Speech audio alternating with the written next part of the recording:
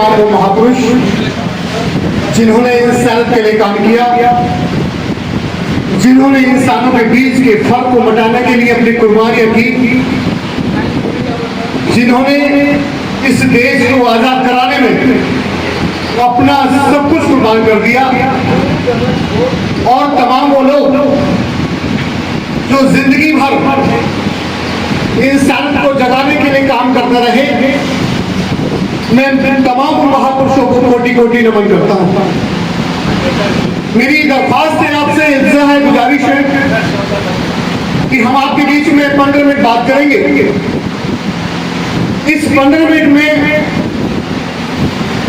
आपसे मैं ये रिक्वेस्ट करता हूं कि आप जहां हैं यहीं पर रहिए। अगर आपका मन कहीं दूसरी जगह है तो फिर आप मेरी बात नहीं समझ पाएंगे या मैं समझाने में उतना सफल नहीं हो पाऊंगा। पूरे दुनिया में 2 तरह के लोग हैं।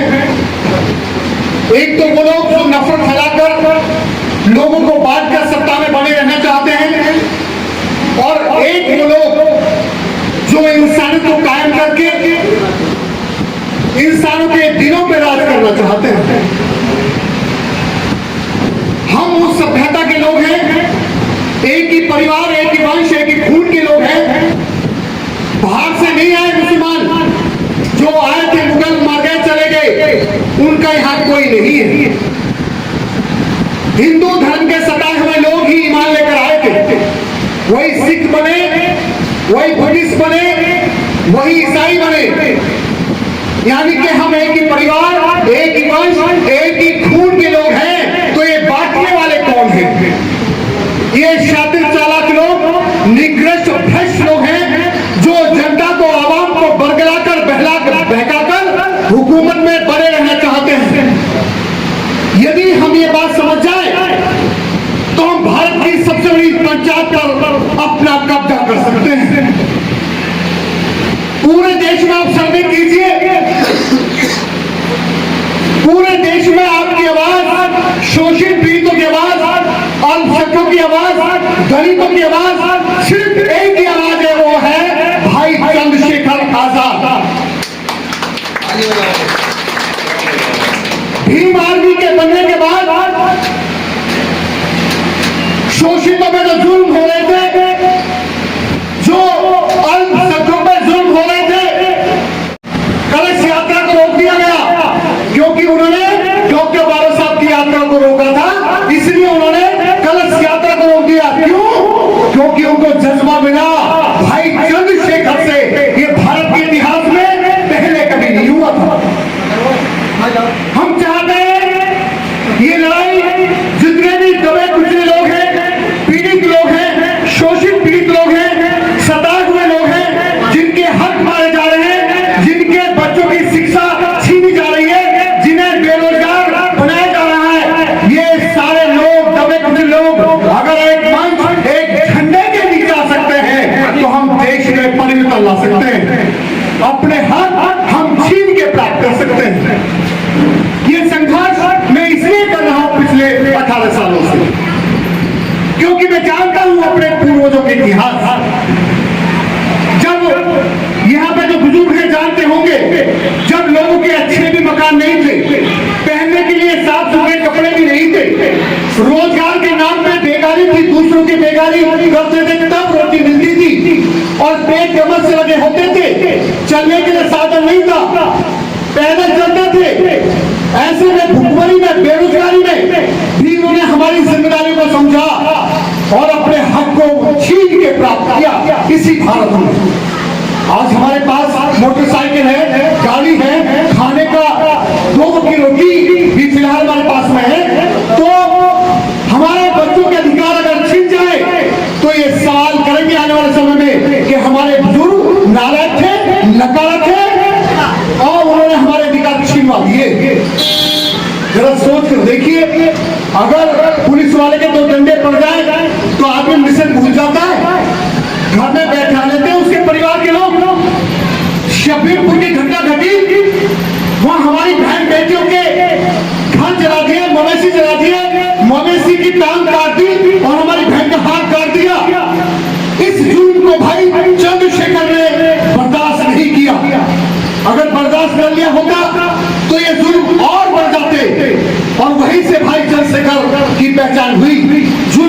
बात उन्होंने की। लेकिन जो सत्ता में बैठे लोग हैं, खाना बदोश लोग हैं, निकम्मे लोग हैं, जो इस देश को डराकर धमकाकर देशवासियों को गुलाम बनाकर सत्ता में बने रहना चाहते हैं, उन्होंने 1.5 साल जेल में रखा। उनके पैर के नाखून उखाड़े गए, हाथों के नाखून उखाड़े गए। आप कभी मिलेंगे उनके हाथों के नाखून देखना। 6-6 महीने तिहाड़ जेल में उनको रखा गया। चाहे वो शाहीन बाग का मुद्दा हो, चाहे वो जामा मस्जिद का मुद्दा हो, चाहे संभल का मुद्दा हो, चाहे बदायूं का मुद्दा हो, चाहे गंदौर का मुद्दा हो, चाहे अभी अलीगढ़ में हमारे 3 भाइयों को जो बेचारे मजदूरी कर रहे थे, जो अपने जैसे जैसे बच्चों को पाल रहे थे, वो फैक्ट्रियों से गोश्त लाकर बेचते थे। और फैक्ट्रियां किनकी, जितने भी इस देश में कटरी खाने हैं, जितने भी कत्ल खाने हैं, वो सब उन्हीं के हैं, हिंदुओं के। अल कबीर किसका है? उन्हीं का है, हमारा तो नहीं है। तो उनकी फैक्ट्री से गोश्त लाकर वो छोटी दुकानों में बेच रहे थे। लेकिन जो दुश्मन लोग हैं, जो नहीं चाहते, वो हिंदू मुसलमान में देश को बांटना चाहते हैं, किसी न किसी तरह भड़कलाकर बहकाकर कत्ले आम चाहते हैं। तो उसी मंशा से, उसी नियत से हमारे 3 भाइयों को बेरहमी से पीटा गया, उनकी गाड़ी को जला दिया गया और मरने के लिए छोड़ दिया गया। पूरे देश में जिन्होंने झोली भर भर के वोट लिया, मुसलमानों का कोई नहीं पहुंचा कि भाई जल्दी से करा जब हम पहुंचे। सबकी वोट की मांग है। इससे ये स्पष्ट हो जाता है, कंफर्म हो जाता है कि भाई चंद्रशेखर आपके हक के लिए लड़ना चाहते हैं। लेकिन ताकत मिलेगी तब, और वो सबसे बड़ी ताकत कहां मिलेगी? संसद भवन में। वहां भागीदारी होगी तब।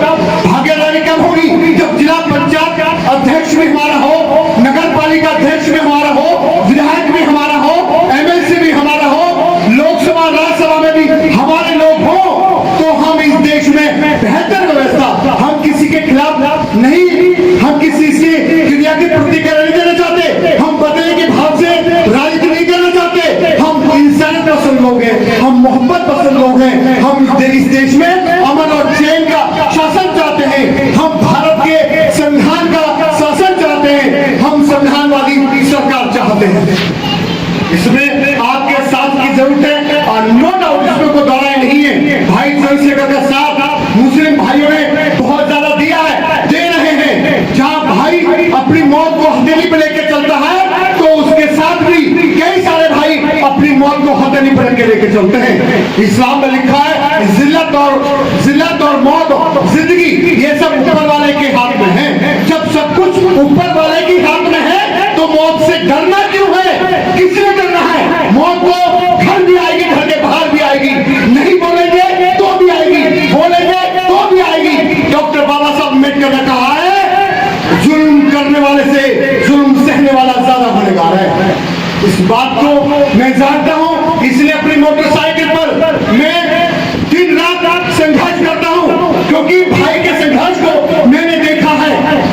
और मैं नौकरी कर रहा था, मैंने नौकरी छोड़ दी सिर्फ इसलिए कि भाई चंद्रशेखर के हाथ मजबूत किए जाए। हमारे बीच में मुकेश लोधी जी उनके साथ लगे हुए हैं, और वीरेंद्र सिंह जी जो इन्हें प्रत्याशी बनाया गया हापुड़ से, वीरेंद्र कुमार सिंह जी, वो भी उनके साथ तन मन धन से अपना सब कुछ कुर्बान करके ले गए हुए। जैसे बाबा साहब को सेव किया था शाहजीराव गायकवाड़ ने, तब वो विदेश में पढ़ पाए थे।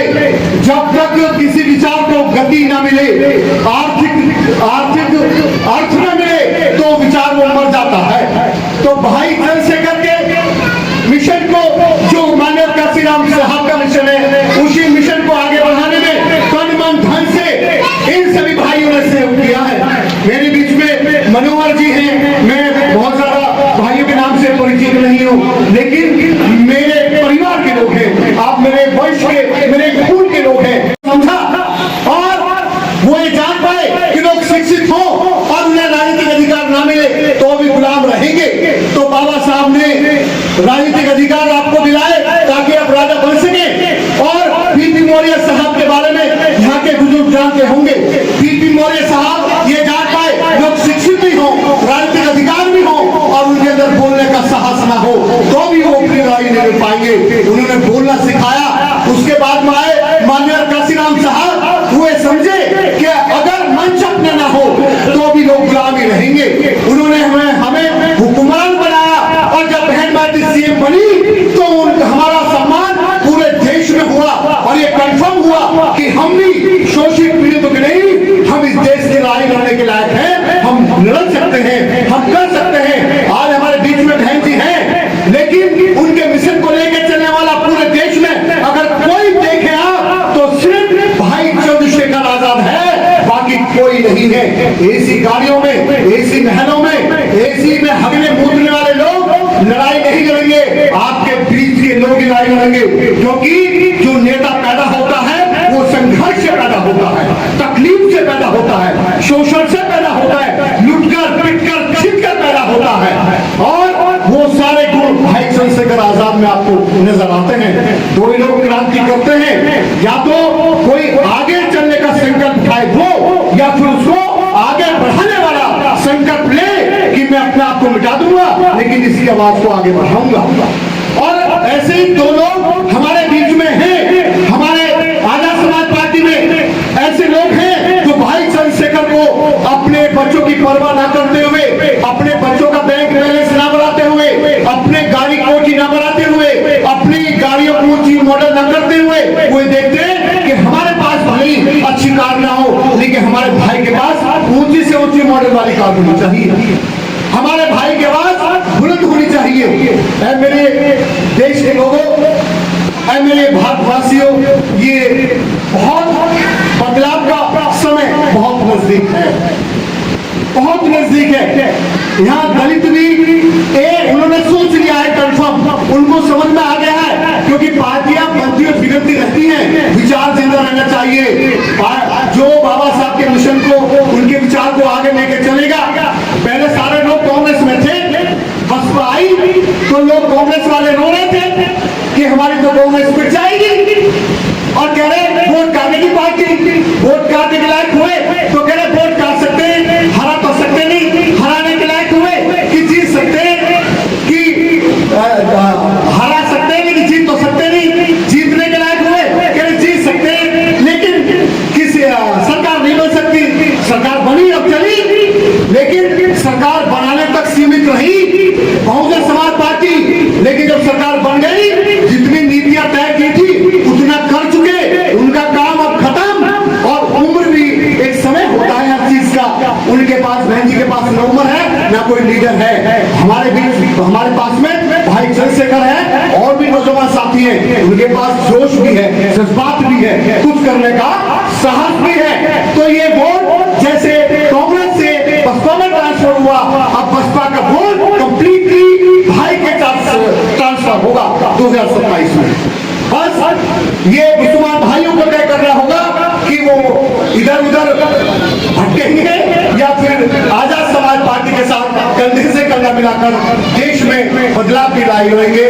मैं कहने के लिए तो बहुत कुछ है, आप जैसे बुजुर्गों से मैंने बहुत कुछ सीखा है, मुकेश जैसे भाइयों ने ये पहल ना की होती तो मेरे जैसा व्यक्ति आपके बीच में कभी पैदा नहीं होता।